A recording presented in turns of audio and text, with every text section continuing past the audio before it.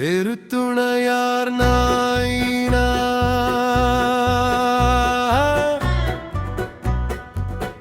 வரலாறு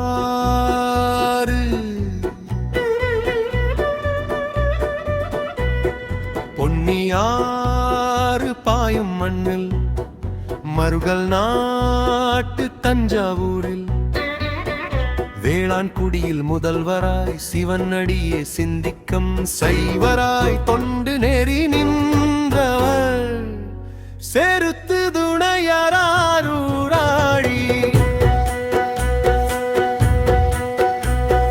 தேர்வித்தகர் கோவில் பணி செய்து வழிபாடும் அடியாருக்கு உதவும் குணம் உடையவர் கோவில்களில் பல வழிபாட்டு நடந்து வந்த போது பல்லவ மன்னர் தம்மரசு சுற்றத்தோடு அரசமதேவியோடு ஆரூர் கோவில் வந்து வணங்கி வழிபட்டார். கோவிலில் வலம் வந்த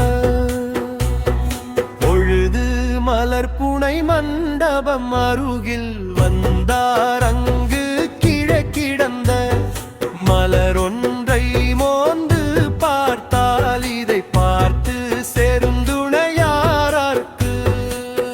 சீனம் பொங்கியது. தெய்வத்திற்கு மனைவிக்கும் மலரை எடுத்து மோந்தாளோ என கருவினர் குருவாள் எடுத்து மனமுகர்ந்த முக்கை வெட்டி